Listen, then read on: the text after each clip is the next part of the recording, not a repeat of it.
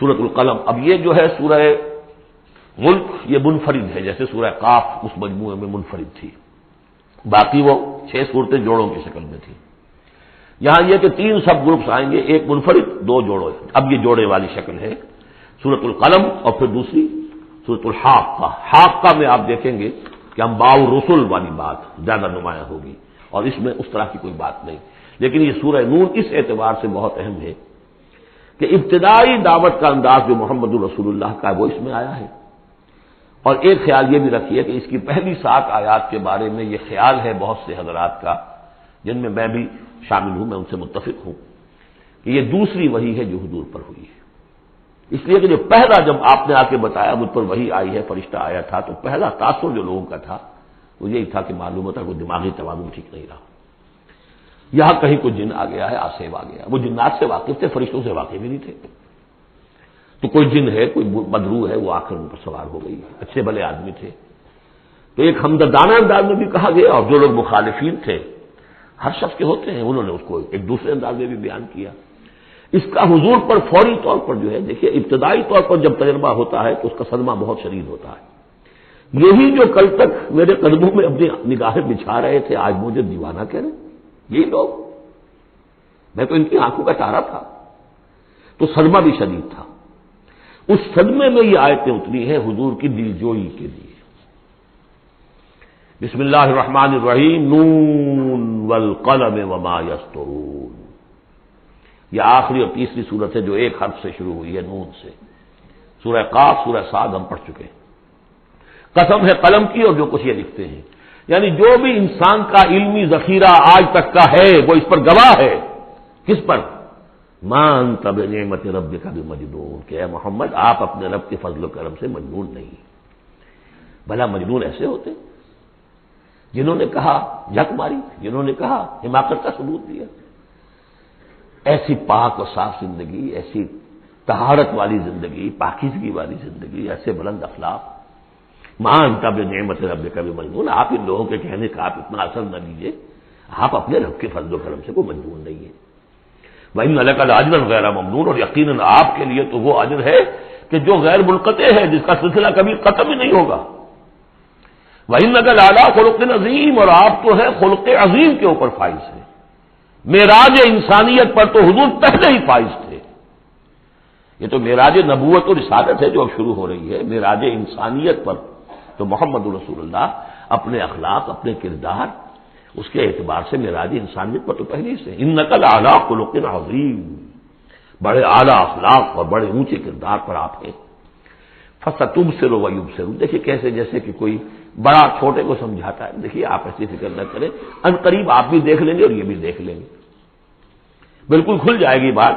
بأیکم المفتون، کہ آپ دونوں میں سے کون تھا کہ جو فتنے میں مبتلا ہو گیا تھا، محمد ابن عبداللہ ابن عبد المطلب، یا یہ جو کہہ رہے ہیں کہ یہ پاگل ہو گئے یا ان کو جنون کا عارضہ ہو گیا. کون بچل گیا تھا، کون فتنے میں آ گیا تھا. ان ربک هو اعلم بمن ضل عن سبیلہ، یقیناً تیرا رب خوب جانتا ہے کون اس کی راہ سے بھٹک گئے ہیں. وهو اعلم بالمهتدین، اور وہ ان کو بھی جانتا ہے جو ہدایت پر ہیں. اللہ آپ جو کچھ کر رہے ہیں اللہ دیکھ رہا ہے. یہ 7 آیات ہیں کہ جو بہت سے حضرات کے نزدیک دوسری وحی ہیں جو محمد رسول اللہ پر ہوئی ہے. اس کے بعد جو آ رہا ہے یہ ایک بہت اہم مضمون ہے. ظاہر بات ہے کہ شروع ہی کی اور وحی ہے جو جوڑ دی گئی ہیں. یہاں پر 7 صورت بنائی گئی ہے. فلا تطع المکذبین ودوا لو تدہن فیدہنون، اے نبی آپ ان جھٹلانے والوں کی باتوں پر دھیان نہ دیجیے گا، ان کے مشوروں پر توجہ نہ کیجیے گا، ان کی باتوں میں نہ آ جائیے گا. یہ تو چاہتے ہیں کہ ذرا سے آپ ڈھیلے پڑے، وہ بھی ڈھیلے پڑ جائیں. باطل جو ہے، باطل دوئی پسند ہے، حق لا شریک ہے. شرکت میں آنا ہے، حق و باطل نہ کر قبول. باطل تو ہمیشہ کمپرومائز کرنا چاہتا ہے حق کے ساتھ. بھائی کچھ میری مان لو، کچھ میں تمہاری مان لیتا ہوں. باطل ہمیشہ چاہے گا کمپرومائز کرے. شروع میں نگیٹ کرے گا، نفی کرے گا، پھر دیکھے گا یہ تو تگڑے ہیں، جمے ہوئے ہیں، پھر کمپرومائز کرے گا. لیکن اے نبی اس دام سے بچیے، اس جال سے بچیے. فلا تطع المکذبین ودوا، وہ چاہتے ہیں کہ ذرا آپ ڈھیلے پڑے. لو تدہنوا، مداہنت اسی سے بنا ہے، مداہنت کرنا. آپ ذرا مداہنت سے کام لے تو یہ بھی ڈھیلے پڑ جائیں. ولا تطع کل حلاف مہین، اب یہ خاص طور پر بعض یوں سمجھیے لوگ تھے، ولید بن مغیرہ بھی، اس کی قبیل کے کچھ اور لوگ بھی تھے، ہم یہ نہیں کہہ سکتے کہ یہ پرٹیکولرلی کس کے بارے میں ہے، زیادہ خیال ولید بن مغیرہ کے بارے میں ہے، اور یہ بڑے سخت الفاظ اب آ رہے ہیں، وَلَا تُطِعْ كُلَّ حَلَّافٍ مَّهِينٍ، مت مانیے اس کی بات جو بہت قسمیں کھانے والا ہے لیکن بہت ہی گھٹیا آدمی ہے، مہین۔ جو آدمی گھٹیا ہوتا ہے وہ در حقیقت جو اپنی بات میں وزن پیدا کرتا ہے، اپنی شخصیت کا جو ہلکا پن ہے اس کو کمپنسیٹ کرتا ہے قسمیں کھا کھا کے۔ کل حلاف مہین، جو بہت قسمیں کھا کھا کر آپ کو اپنے خلوص کی اور اخلاص کی اور خیر خواہی کا یقین دلاتا ہے، لیکن وہ خود نہایت بے قدر انسان ہے۔ حماز مشاء بنمیم، رو در رو تانے بھی دیتا ہے اور چغلیاں کھاتا پھرتا ہے، چلتا رہتا ہے چغلیوں کے ساتھ۔ مناع للخیر معتد اثیم، خیر سے روکنے والا ہے، خود حد سے بڑھنے والا ہے، گناہ گار ہے۔ عتل بعد ذلک زنیم، اجڑ ہے، گوار ہے، اور یہ کہ اس کے بعد بدنام بھی ہے۔ یہ بھی تھا لوگوں کے اندر مشہور کہ وہ ولد الزنا ہے۔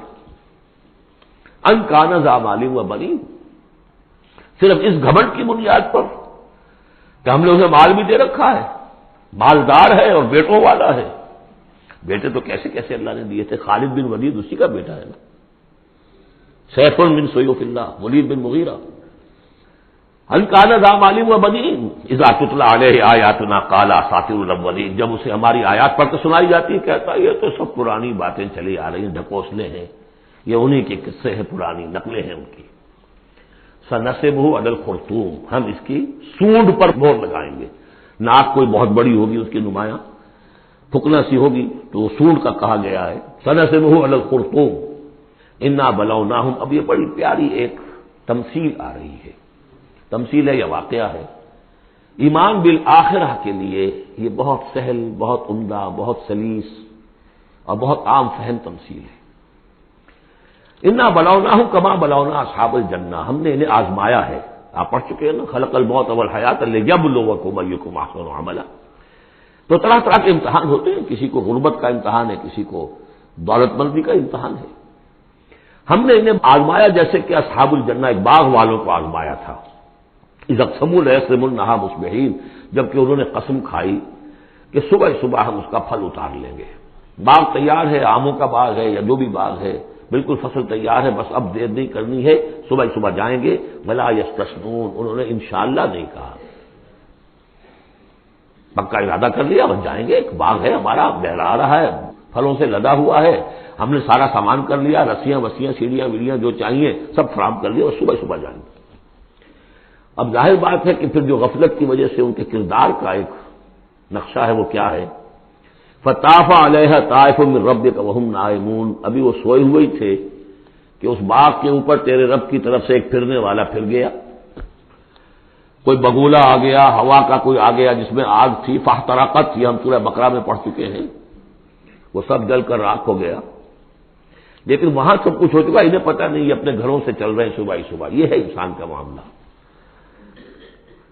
کہ کٹ چکا ہوتا ہے، پتا چاک ہو چکا ہوتا ہے، وہ اکڑ رہا ہوتا ہے۔ ابھی جسم کے اندر کینسر نے جڑیں جما لی ہیں اور اس کی کمر ابھی بھی اکڑی، وہ تو پتہ ہی نہیں کہ کینسر جو ہے جڑیں جما چکا ہے، وہ تو ابھی کبھی ڈائگنوز ہوگا تو کہیں گے کہ ارے یہ تو سب کا پورا جسم میں پھیل چکا ہے۔ یہ غفلت رہتی ہے انسان میں۔ وہاں باغ اجڑ چکا، ان کا حال کیا ہے، فاصبحت کالصریم، وہ باغ کو ایسا ہو گیا جیسے پھل ول اتر ہی گیا اس کا۔ فتنادوا مصبحین، اب صبح صبح انہوں نے ایک دوسرے کو آوازیں دی، پکارا، اغدوا علی حرثکم ان کنتم صارمین، ذرا جلدی سویرے چلو اپنے اس کھیت پر یا اپنے اس باغ پر اگر تم واقعتاً پھل توڑنا چاہتے ہو۔ فانطلقوا وهم يتخافتون، اب وہ چلے اور آپس میں چپکے چپکے یہ باتیں کر رہے تھے، اللہ يدخلنہ اليوم علیکم مسکین، دیکھو آج کوئی مسکین قریب نہ آنے پائے۔ یہ کون ہوتے بدماش؟ محنت ہم نے کی، باغ کی حفاظت ہم نے کی، ہم نے یہاں پر سارے پاپڑ بیلے، اور یہ آ جاتے ہیں کہ صاحب ہمارا بھی کوئی کچھ ہمیں بھی دیجئے، ہمیں بھی دیجئے۔ یہ ہے ان کا کردار کی پستی کا معاملہ۔ جب آخرت سے دور ہوں گے تو یہ کردار کی پستی آ جائے گی۔ شاید الگ صبح اسی لیے گئے کسی کو پتہ ہی نہ چلے۔ لا يدخلن الحال یوم علیکم مسکین، کوئی مسکین داخل نہ ہونے پائے۔ وغدوا علی حرد قادرین، یہ ہے تصویر لفظی، چلے بڑے کرتے ہوئے گویا کہ پوری طرح قادر ہیں، بس اب جائیں گے اور پھل اتار کے لے آئیں گے لپکتے ہوئے۔ فلما راوها قالوا انا لضالون، جب دیکھا باغ گئے، ہم تو کوئی بھٹک کر آ گئے، تو راستہ بھول گئے، کہاں آ گئے، یہ باغ تو ہمارا نہیں ہے، بل نحن محرومون، نہیں باغ تو وہی ہے، ہم محروم ہو گئے۔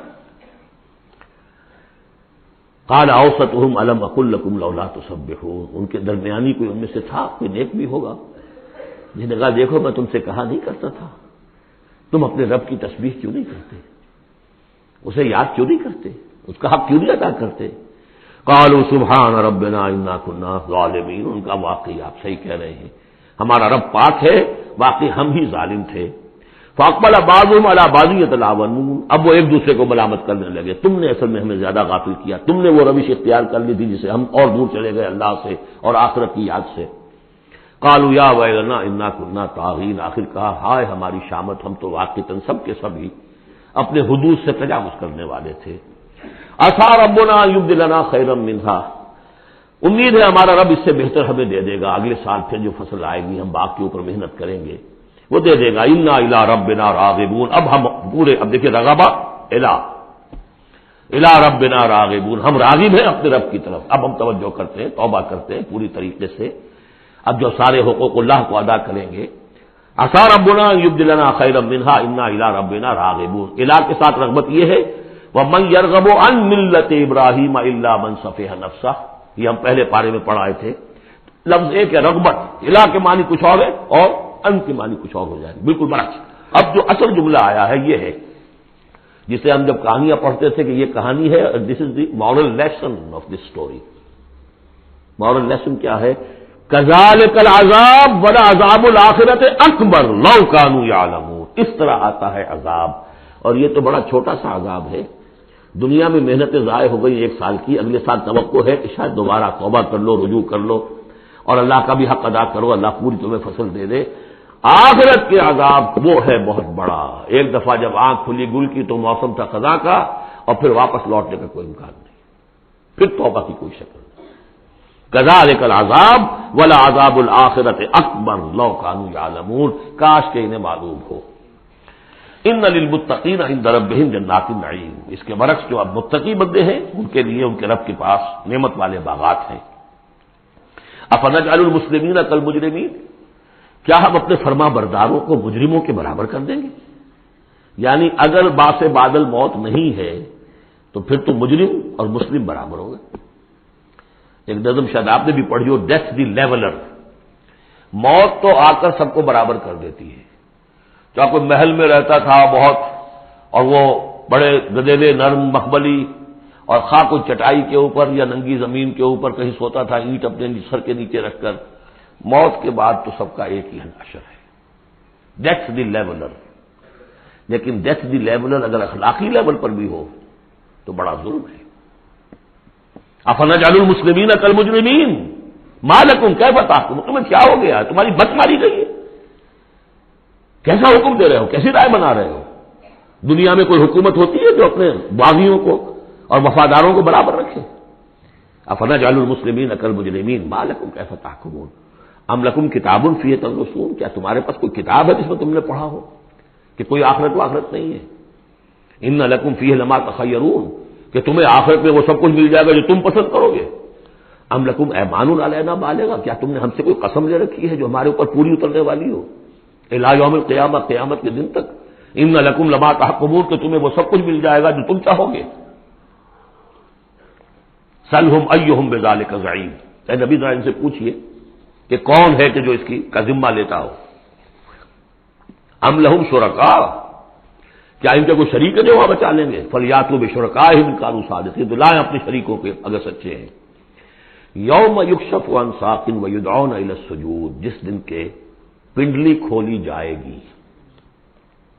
آیات متشابہات، کوئی شان ہے میدان حشر کا، کوئی مرحلہ ہے جس میں اللہ کی کوئی تجلی ہے خاص جو ظاہر کی جائے گی، اور وہ بھی ایک چھلنی ہے لگانے کے لیے۔ جو دنیا میں صاحب ایمان تھے، نمازیں پڑھتے تھے، سجدے کرتے تھے، وہ فوراً اس تجلی کو دیکھتے ہی سجدے میں گر جائیں گے، اور جو دنیا میں اکڑے رہتے تھے ان کی گردنیں اکڑی رہتی تھی، سجدے نہیں کرتے تھے، وہ چاہیں گے سجدہ کرنا کر نہیں سکیں گے، چھلنی لگ جائے گی۔ اب وہ تجلی کون سی؟ اللہ کی یکشف عن ساق، اللہ کی پنڈلی کھولی جائے گی، واللہ عالم۔ وَيُدْعَوْنَ إِلَى السُّجُودِ، اور پکارا جائے گا سجدہ کرو اللہ کو، فَلَا يَسْتَطِيعُونَ، یہ سجدہ نہیں کر سکیں گے، خاشعۃ أَبْصَارُهُمْ، ان کی نگاہیں زمین میں گڑی رہ جائیں گی، ترہقہم ذلہ، ان کے چہروں پر سیاہی پھیل جائے گی، وَقَدْ كَانُوا يُدْعَوْنَ إِلَى السُّجُودِ وَهُمْ سَالِمُونَ، ان کو پکارا جاتا تھا سجدہ کرنے کے لیے اللہ کے سامنے، جبکہ یہ ثابت و سالم تھے، صحیح تھے، اس وقت یہ سجدہ نہیں کرتے تھے، آج کرنا چاہیں گے تو کرنے نہیں دیا جائے گا۔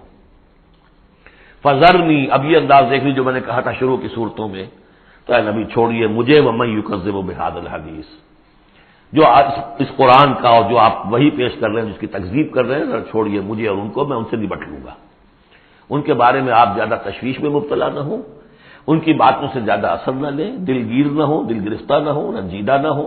ذرنی ومن یکذب بہذا الحدیث سنستدرجہم من حیث لا یعلمون، ہم انہیں سہج سہج رفتہ رفتہ لے آئیں گے جہاں سے کہ انہیں گمان بھی نہیں ہوگا۔ یہ کیا استدراج کہلاتا ہے، یہ علماء کی زبان میں، یہ چونکہ اصطلاحات میں گفتگو ہوتی ہے۔ مولانا حسین احمد مدنی رحمۃ اللہ علیہ نے قیام پاکستان کے بارے میں یہ الفاظ استعمال کیے تھے، ہو سکتا ہے یہ استدراج ہو۔ استدراج کیا ہوتا ہے کہ کوئی شخص غلط کار ہے، غلط راستے پر جا رہا ہے، اور کوئی اس کو اللہ تعالیٰ اور نواز دیتا ہے، وہ سمجھتا ہے میں تو بڑا کامیاب ہوں، پھر اور اپنی غلطی کے اندر بڑھتا چلا جا رہا ہے، بڑھتا چلا جا رہا ہے، بڑھتا چلا جا رہا ہے، پھر ایک ہی جھٹکا ہوتا ہے اور اللہ کام ختم کرتا ہے۔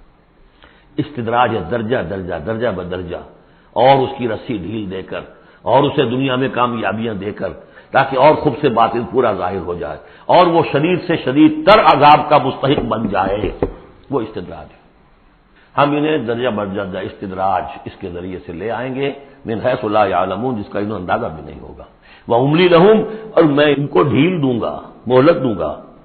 ان قیدی متین، میری تجویز، میری چال بہت مضبوط ہے۔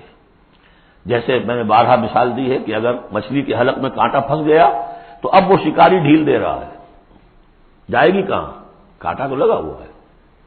اسی طریقے سے املی لہم ان قیدی متین، اس کو میں چونکہ کہہ بیٹھا ہوں، اس کو تو میں زیادہ بیان کر دوں آپ سے کہ اصل میں 1946 میں مولانا مدنی رحمۃ اللہ علیہ چونکہ رمضان مبارک ہمیشہ کرتے تھے سلہٹ میں، سن 46 کے رمضان میں انہوں نے کہہ دیا تھا کہ ملأ اعلیٰ میں پاکستان کے قیام کا فیصلہ ہو چکا ہے، اس لیے کہ وہ ہم لیلۃ القدر کے اندر فیہا یفرق کل امر حکیم، تمام معاملات طے ہو جاتے، ایک سال پہلے طے ہو چکا ہے، اگلی سال کے لیلۃ القدر میں پاکستان قائم ہو گیا۔ لیکن ظاہر بات ہے کہ مولانا مدنی قیام پاکستان کے مخالف تھے، تو اب ان کے کچھ عقیدت مندوں نے کہا کہ اگر یہ بات ملأ اعلیٰ کا یہ فیصلہ اگر آپ پر منکشف ہو گیا ہے، کشف ہو گیا ہے آپ کو، تو ہم کیا کر رہے ہیں، ہم پھر مخالفت کیوں کر رہے ہیں؟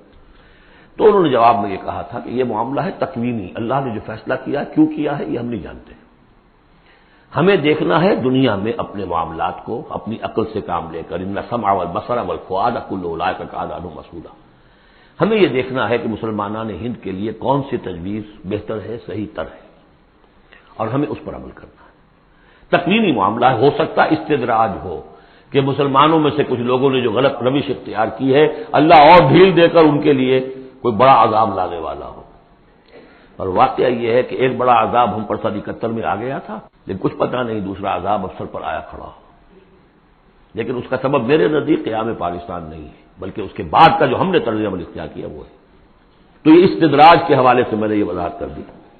ام تسألهم اجرا فهم من مغرم مثقلون، یہ سورہ طور میں یہ آیتیں جو کہ تو آ چکی ہیں، اے نبی کیا آپ ان سے کوئی اجرت طلب کی ہے، آپ نے بل تو نہیں بہت بڑا دے دیا ان کو کہ میں نے اتنی تمہیں جو تبلیغ کی ہے تو یہ میرا بل ہے؟